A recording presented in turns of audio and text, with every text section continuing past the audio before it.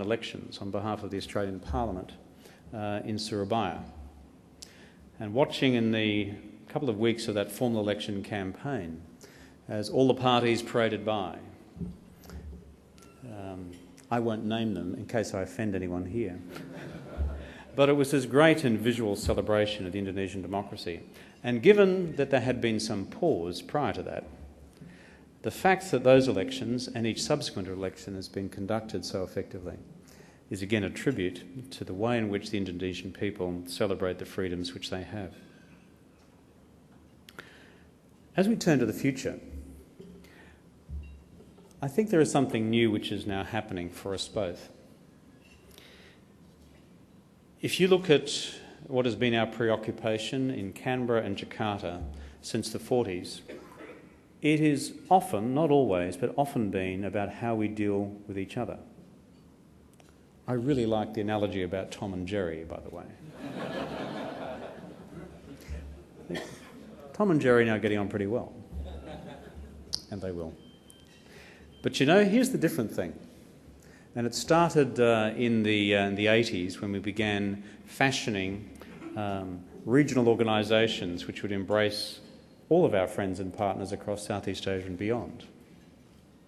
Your role obviously historically within ASEAN, but more broadly of course with APEC, and now more recently again the East Asian Summit. And this is good, because the habits of cooperation between nations and cultures do not happen automatically. They have to be crafted, they have to be grown, they have to be nurtured. If you look at the history of ASEAN, for example, and there are those in this room who are much greater scholarly depth on this question than I. The history of ASEAN is a group of adversaries back there in the 60s, not all, but some, who now, more than 40 years later, have a habit and a culture of cooperation and mutual respect about themselves which is remarkable in the transformation which has been achieved. The historical conflict between non-communist Southeast Asia and communist Indochina. This is a remarkable achievement of institution building, where Indonesia has been at the centre. But now we enter a new period again, where the challenges we face are within our region but beyond our region, because we now are in, as we know full well from the events of the last year or so, unbridled globalisation. And that means that in managing this extraordinary set of global challenges we now face, most acutely those now of the economy, Australia and Indonesia now find ourselves not looking at each other, but working with each other and looking to the world. How do we fix this? How do we work together? How do the major emerging economies and countries, including Indonesia, work with other countries, including Australia, through the G20 to deal with the great challenges we now face? How do we bring about the stabilisation of global financial markets? How do we deal with the challenge of restoring stability to global banks who currently have problems with bad assets on their balance sheets, which is in turn polluting the extent to which private credit markets can be restored to anything approaching normal health?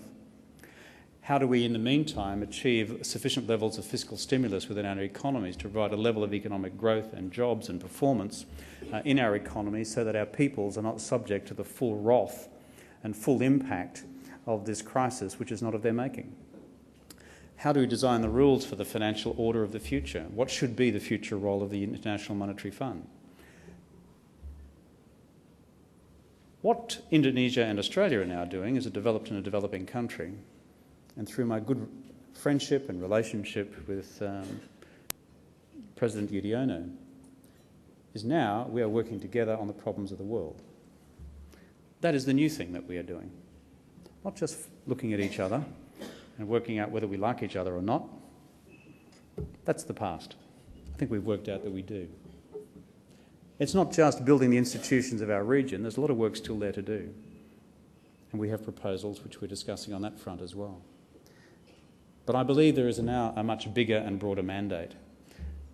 And if we exercise effectively the opportunities now presented to us by our common participation in this organisation, then together we can make a good contribution to the world together.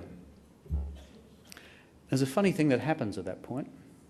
When the rest of the world looks at a developed country of Christian heritage, primarily in Australia, working in close and effective collaboration with the largest Muslim country in the world, seamlessly.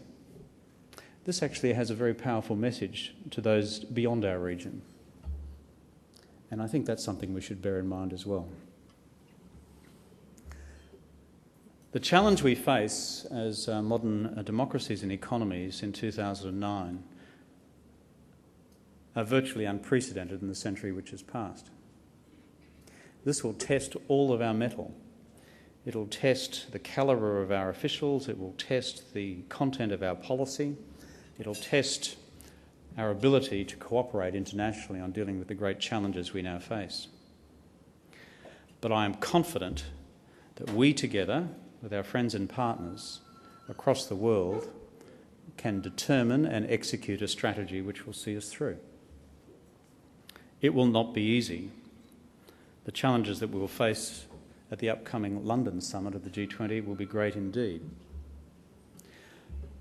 But if we focus our efforts on these great challenges and we again encourage the habits of cooperation, then there is a way through. Central to that challenge is this: to work globally to deal with the challenge of bad assets on a large continuing number of major global banks and their balance sheets. Because until that is dealt with effectively in many countries around the world, the restoration of normal credit flows through private credit markets will not occur. We can act on stimulus, we can support growth and jobs through what we inject through budget, but until that challenge is wrestled to the ground, then our recovery will never be complete. This institute and your conference, and it's 20 years since this institute was founded, is wrestling with a challenge also at a different level, which is how do you take what I've just described as the healthy, broad fabric of the official relationship between our two countries and take it to the highways and the byways, to the kampong.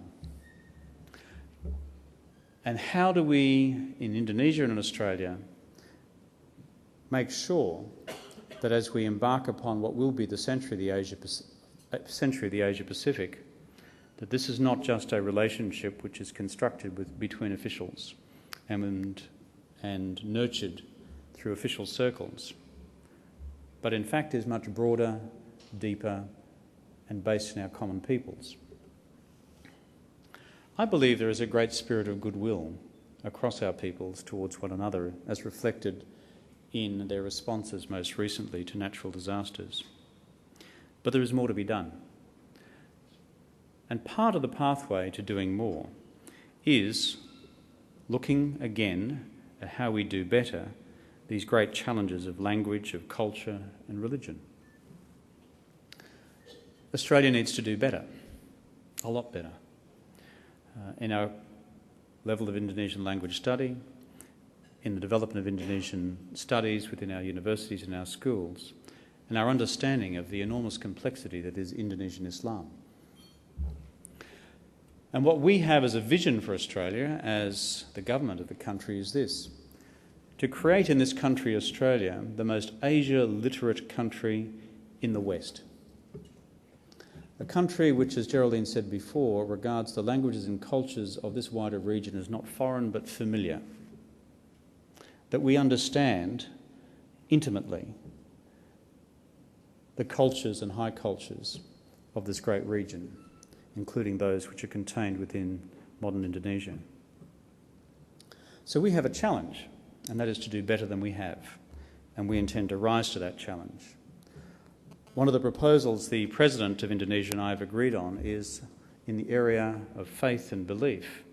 How do we, as Australia and Indonesia, for the future, become models for how the great dialogue and understanding which can occur between Christianity and Islam be taken further? And we will, between us, at an appropriate time soon, host between us a great conference a large conference.